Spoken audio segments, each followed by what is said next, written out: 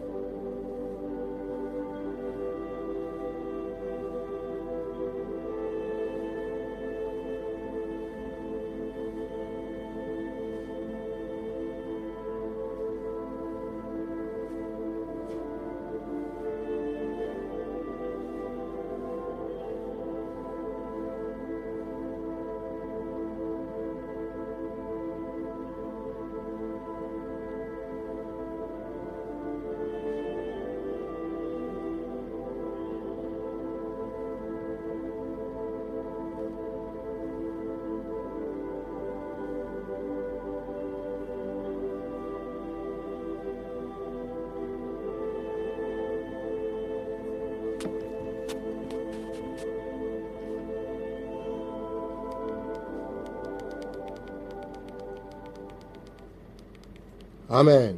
Amen. Bien-aimés, notre suite de l'enseignement a pour thème « Pourquoi Satan a peur du sang de Jésus ?» Mais avant de rentrer dans l'enseignement, quelques versets à mémoriser. Apocalypse 12, verset 11.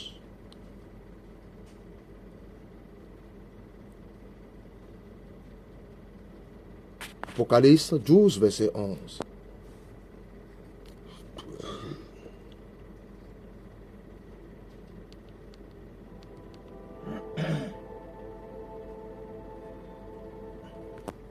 Apocalypse 12, le verset 11.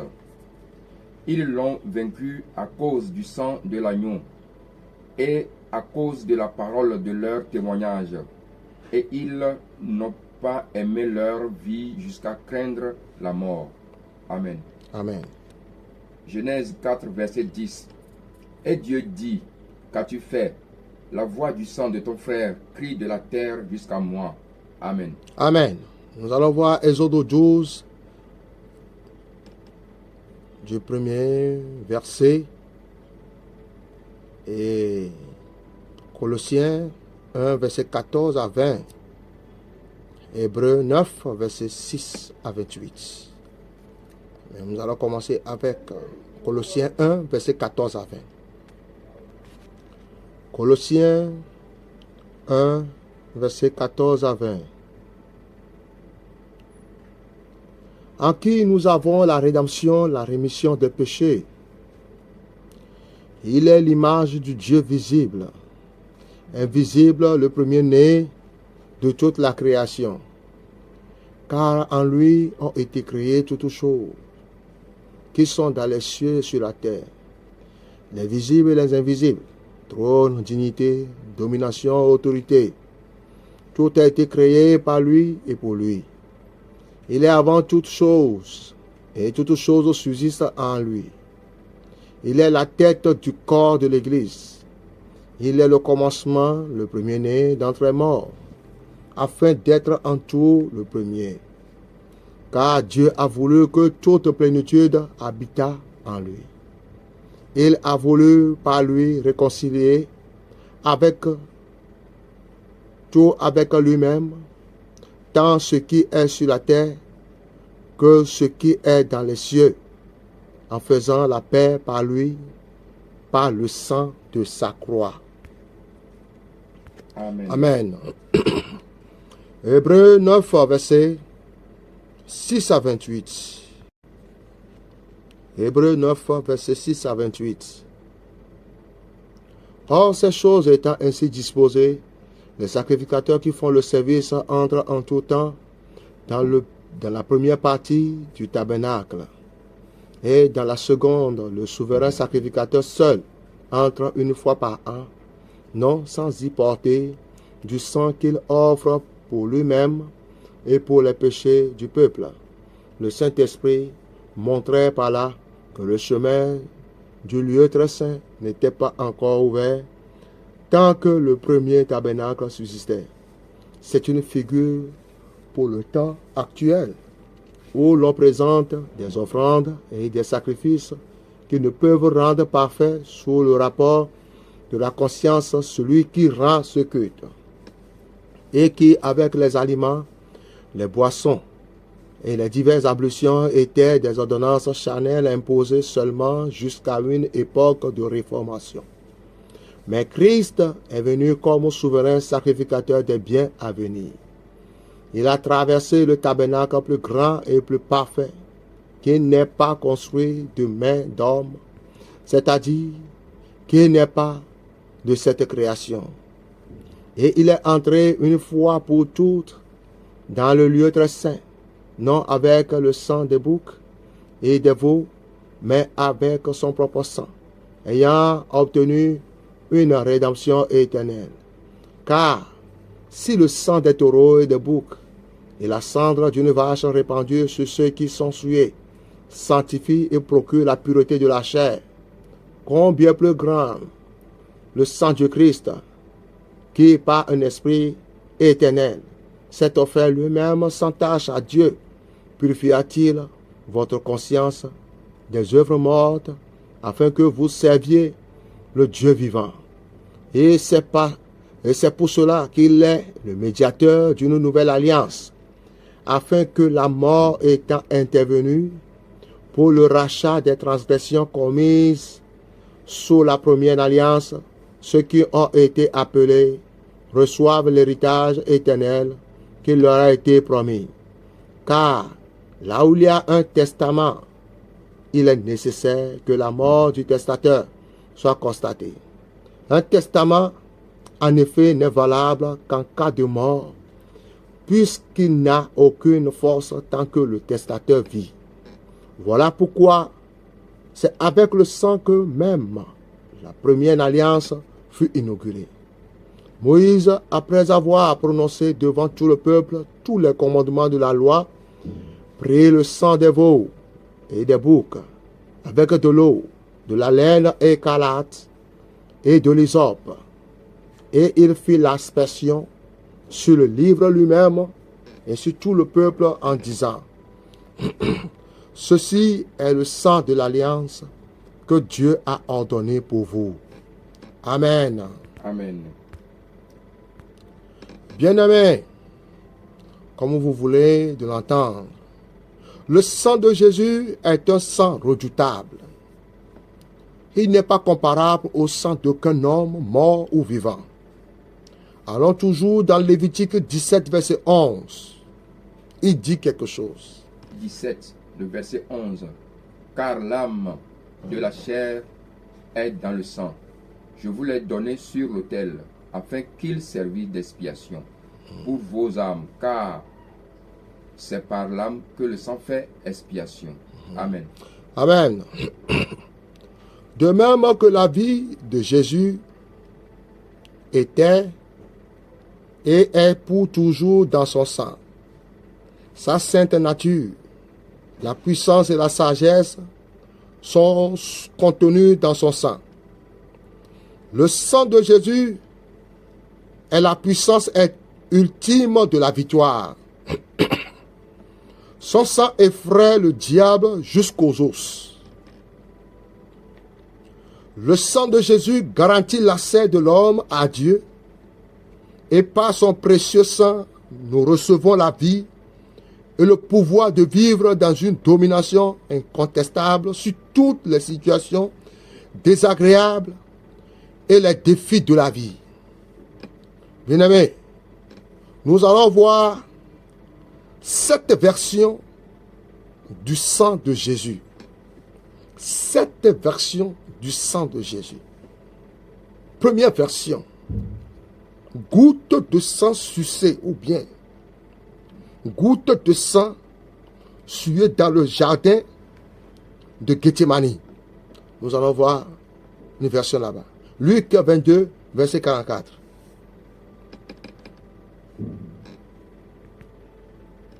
Goutte de sang suée dans le jardin de Gethsémani. Luc 22, verset 44. Luc 22, verset 24. 44. Verset 44. Voilà. Verset 44.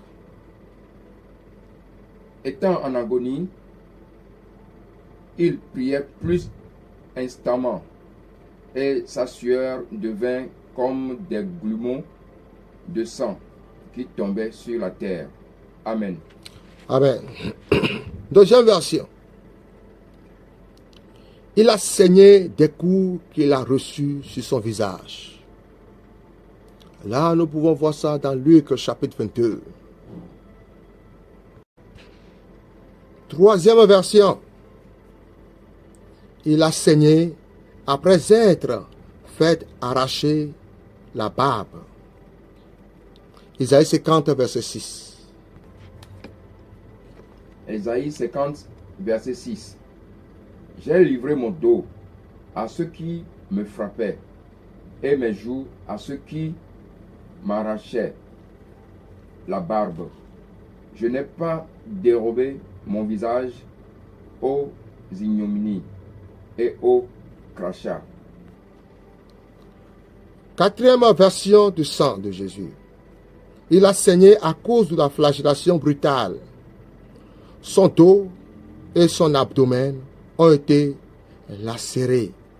Matthieu 27, verset 26. Matthieu 27, verset 26. Alors Pilate leur relâcha Barabbas, et après avoir fait battre le verge Jésus, il le livra pour être crucifié. Amen. Amen. Cinquième version du sang de Jésus. Il a saigné de la couronne d'épines écrasée sur sa tête. Matthieu 27, verset 29. Matthieu 27, verset 9. Alors s'accomplit ce qui avait été annoncé par Jérémie, le prophète. Ils ont pris les 30 pièces d'argent, la valeur de celui qui a été estimé, qu'on a estimé de la part des enfants d'Israël. Sixième version du sang. Il saignait des clous plantés dans ses mains. Luc 23, verset 33. Luc 23, verset 33. Lorsqu'ils furent arrivés au lieu appelé Crâne, ils le crucifièrent là, ainsi que les deux malfaiteurs, l'un à droite, l'autre à gauche. Amen. Amen. Septième version du sang de Jésus. Il a saigné d'une lance romaine qui a transpercé son cœur. Jean 19, verset 34. Jean 19, verset 34. Mais l'un des soldats lui perça le côte avec une lance et aussitôt il sortit du sang et de l'eau. Amen. Amen. Bien-aimés du Seigneur, voici les 7 versions du sang de Jésus-Christ. À présent, nous allons voir les bénédictions que nous recevrons. Oui, par ces 7 saignements d'or. Première bénédiction que nous recevons par les saignements de notre Seigneur Jésus-Christ. Et quoi? Nous recevons la protection du sang de Jésus. Exode 12, verset 13. Exode 12, verset 13. Exode 12, verset 13. Le sang vous servira de signe sur les maisons où vous serez. Je verrai le sang et je passerai par-dessus vous. Et il n'y aura point de plaie qui vous détruise quand je frapperai le pays d'Égypte. Amen. Amen. Deuxième bénédiction que nous recevrons par le saignement du sang de Jésus-Christ est le salut vient par le sang de Jésus. En un mot, nous recevons le salut. Marc 14, verset 24. Acte 4, verset 12. Marc 14, verset 24. Acte 4, verset 12.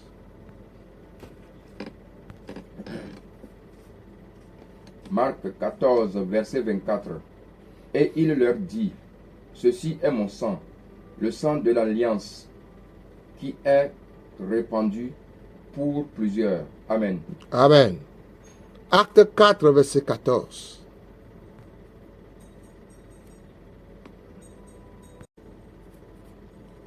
Mais comme il voyait là, près d'eux, l'homme qui avait été guéri, il n'avait rien à répliquer. Amen. Amen. Troisième bénédiction. La guérison est assurée par le sang.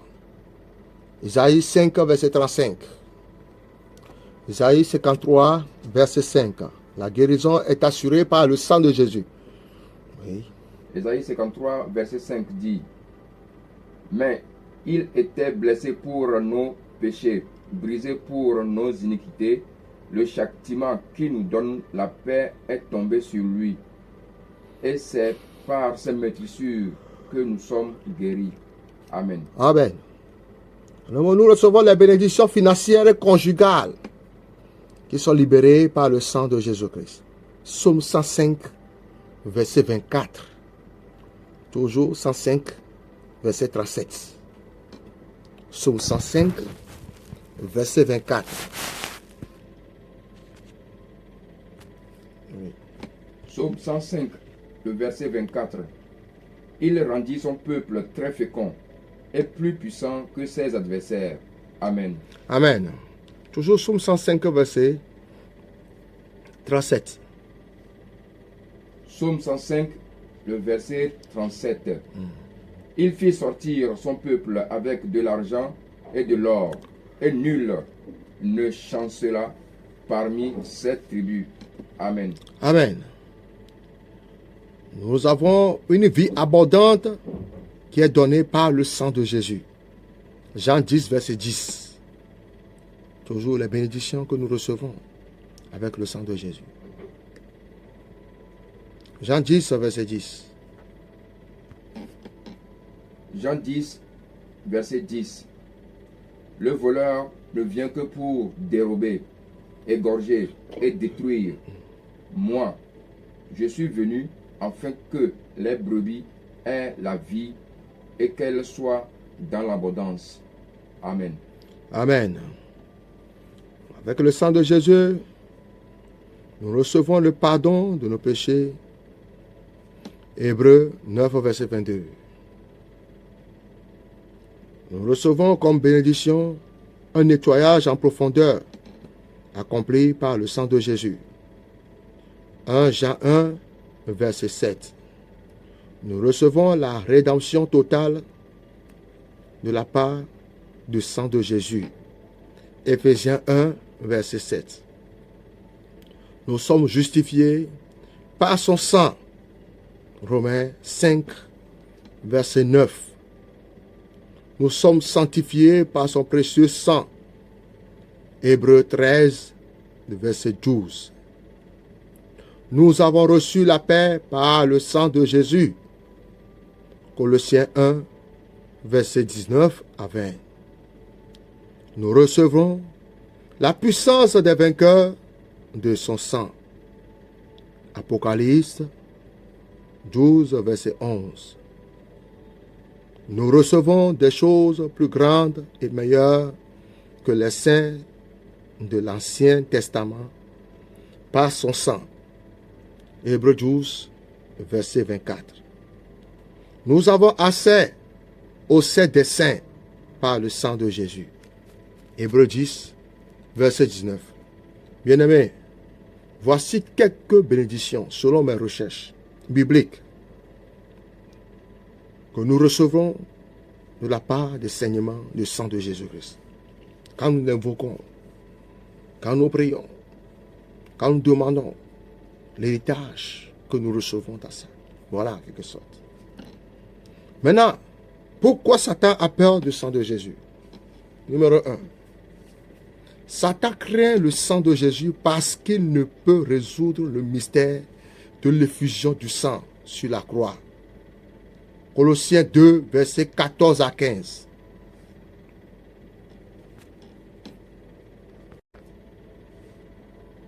Colossiens 2, verset 14 à 15. Il a effacé l'acte dont les ordonnances nous condamnaient et qui subsistait contre nous, et il l'a détruit en le clouant sur la croix. Le verset 15. Il a dépouillé les dominations et les autorités et les a livrées publiquement en spectacle, en triomphant d'elle par la croix. Amen. Amen. Numéro 2. Le diable craint le sang de Jésus car il ne peut pas créer de faux sang. Numéro 3. Satan, accusateur, craint le sang de Jésus. C'est la preuve et la preuve de sa défaite et de sa perte. Numéro 4. Le diable craint le sang de Jésus parce que Jésus a fait un travail complet au calvaire. Rien ne reste à faire. Son précieux sang est plus que suffisant pour laver tous les péchés de l'humanité.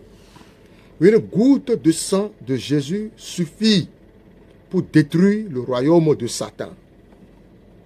Satan craint le sang de Jésus parce qu'il a un pouvoir qui nous rapproche de Dieu.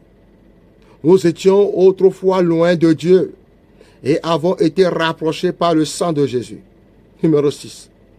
Le diable a peur du sang de Jésus parce qu'il nous donne le pouvoir de marcher sur les serpents et les scorpions et sur toutes les puissances de l'ennemi. Luc 10, verset 19. Numéro 7. Satan a peur du sang de Jésus parce qu'il renforce notre foi. Numéro 8.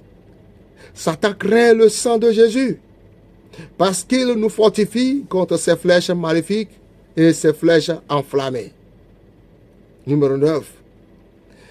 Le sang de Jésus-Christ amplifie et donne vie à nos prières. Je répète encore. Le sang de Jésus-Christ amplifie et donne vie à nos prières. Numéro 10. Le sang de Jésus remue le ciel et la terre en notre nom pour l'accomplissement des desseins de Dieu. Numéro 11. Le sang de Jésus donne la domination sur le péché. Numéro 12. Nous sommes sauvés, délivrés, guéris et bénis pour toujours par le sang génial de Jésus-Christ. Numéro 13. Le diable, c'est-à-dire diviseur, craint le sang de Jésus parce que chaque fois que nous crions le sang de Jésus, nous invoquons la gloire de Dieu. Numéro 14. Le diable craint le sang de Jésus parce que la vie et la puissance de Jésus sont dans son sang. Lévitique 17, verset 11. Numéro 15. Chaque fois que nous implorons le sang de Jésus, bien-aimé, Dieu reprend nos batailles et combat pour nous. Numéro 16. Le sang de Jésus était et est le sang de la Pâque, de l'agneau de Dieu. Quand vous plaidez le sang de Jésus, l'ange de la mort fera la Pâque sur vous, vos familles et vos biens. Exode 12, verset 24 à 25. Et Jean 1, verset 36. Exode 12, verset 24 à 25. Exode 12, verset 24. Vous observez cela comme une loi pour vous et pour vos enfants à perpétuité. Quand vous serez entrés dans le pays que l'Éternel vous donnera selon sa promesse, vous observerez ce usage sacré. Verset 25.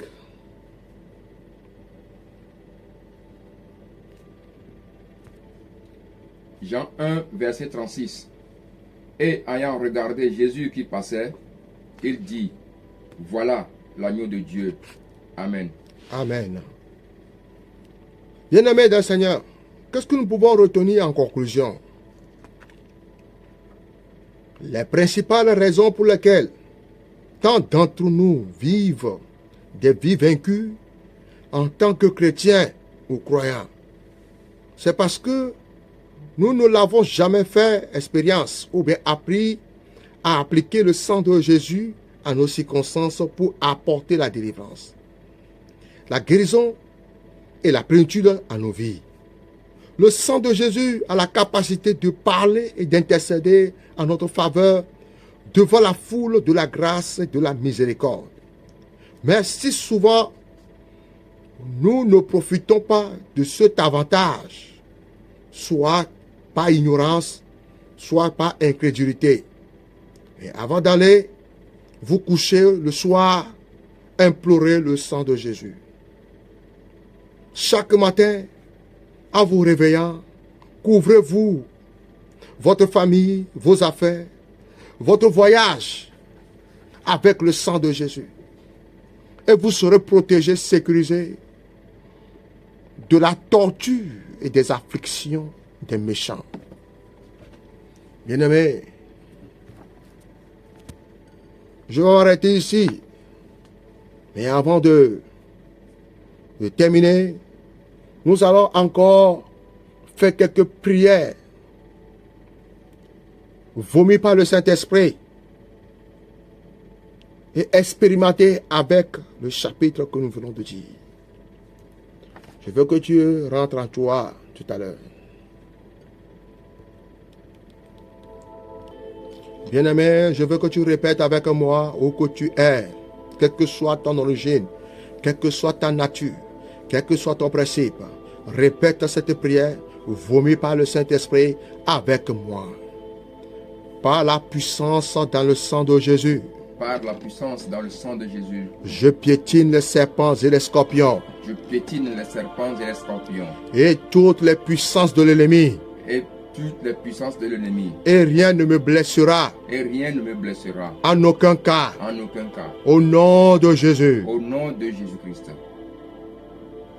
Ne te presse pas à répéter ce verset, cette prière puissante. Par la puissance dans le sang de Jésus. Par la puissance dans le sang de Jésus. Je piétine les serpents et les scorpions. Je piétine les serpents et les scorpions. Et toutes les puissances de l'ennemi. Et toutes les puissances de l'ennemi. Et rien ne me blessera en aucun cas. Et rien ne me blessera en aucun cas. Au nom de Jésus-Christ. Au nom de Jésus-Christ. Bien-aimé dans le Seigneur, la Bible dit, au moment où Dieu a parlé à Moïse de répandre le sang sur les linteaux des portes, afin que quand l'ange de la mort passera, ne tue aucun Israélite. Alors, bien-aimé dans le Seigneur,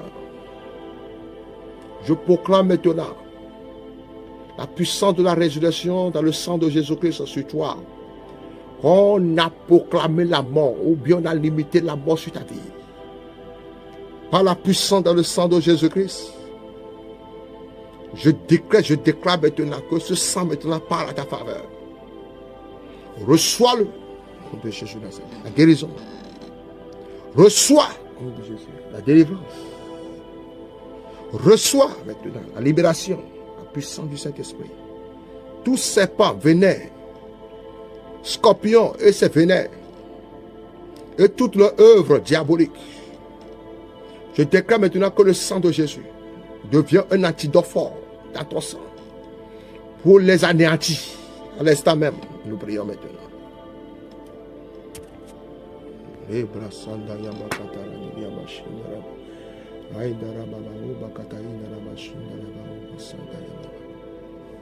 Sang de Jésus, sang de Jésus, sang de Jésus, sang de Jésus, sang de Jésus, par la faveur de celui qui maintenant crie vers toi.